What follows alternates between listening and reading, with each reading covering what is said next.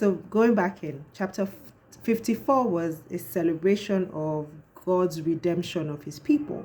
It highlighted the promise God made to enlarge his family through them. The multiplication of the Lord's people was compared to a widow without children, but the Lord would again multiply them as he promised Abraham. This made me pause and just think about how far we've come. We started, it seemed, Abraham's story, it seemed like almost like years ago, like many, many months ago. But so much has gone down with these people. Their rebellion, their sin, their unfaithfulness. We've come a long way since Abraham. But God still remembered his promise. So this is them like years and years and years later. And God is still remembering his promise. And even though devastation had reduced their numbers, here was God, saying that he will multiply them again because of that promise. How awesome is God? God promised to redeem them like an unfaithful wife. And this reminded me of the book of Hosea and Gomer and the sort of metaphor of marriage and unfaithfulness and forgiveness via redeeming love. He was making things new for them like he did in the time of Noah after the flood. The Lord freely offered everything that his people needed to live an abundant life. And he called them to come and get it. In verse 3, he reiterated his covenant with them and called for a change of heart and drawing near to him. So when he says, come and buy without no more money, come and drink, come and eat. So everything that God is giving to us is freely given. There's nothing that we need to pay for. It's amazing. 55:10 to 13, those verses have always been some of my favorite verses. And God's word never fails to accomplish his purpose. So that's basically what I took away from him. His words have power. They restore life to his people as surely as rain coming down from heaven to bring new life to the earth.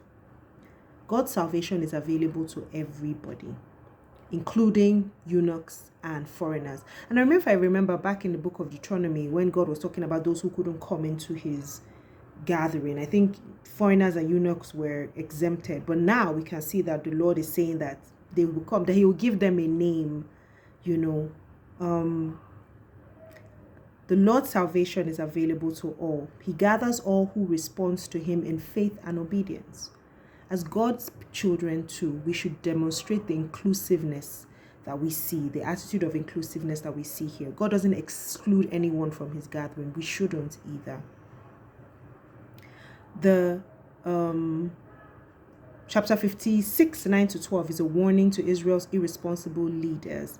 And the strong theme here was that every leader that was irresponsible will be accountable to God for their failure to lead properly. The Lord tempered his judgment of the people with mercy. Those who respond to God with contrition and humility will experience the blessing of his presence. God gives peace to all who return to him in truth. And not just peace, peace, but complete and perfect peace. The Lord told Isaiah to declare the transgressions and rebellion against the Lord with their so-called fasting. Now, this was God calling out the fasting part. So for this one, it was ironic to me. I thought it was really funny. And then at the same time, I saw, how serious it was. So the people were practicing religion at that time during their fasting was just like a ritual. The fasting didn't draw them close to God. God wasn't responding to the fast because they were looking out for their own desires, their own pleasures. They were oppressing their slaves. They were quarreling and fighting even in the midst of what they called a fast. And God wasn't there for any of that. Their fasting was motivated by selfishness. Now, the fasting that pleases the Lord is one that humbles us, blesses others, and honors God. That was just the summary of what I took away from this concerning fasting. Now, here's the lesson I learned about God. As children of God, it's important for us to know the distinction between religion and sonship. A litmus test for this is demonstrated in our attitude when we sin or when we mess up. So when we sin, do we run away from God, believing that we have disappointed him and he will want nothing to nothing to do with us and thinking that he was angry with us? Or are we the kind that when we sin, we run to God, knowing that his arms are wide open to receive us and comfort us and give us healing? Ask yourself that question, which are you? If you are of the former, then remember that Jesus already paid the price for you.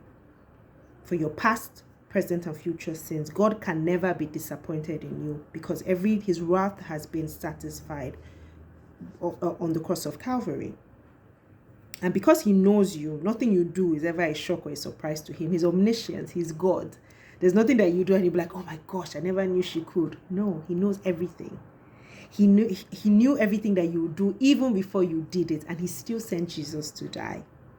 Embrace his love, draw near to him, and allow him to keep reviving you. Allow him to keep reviving your spirit, because that's all he wants to do.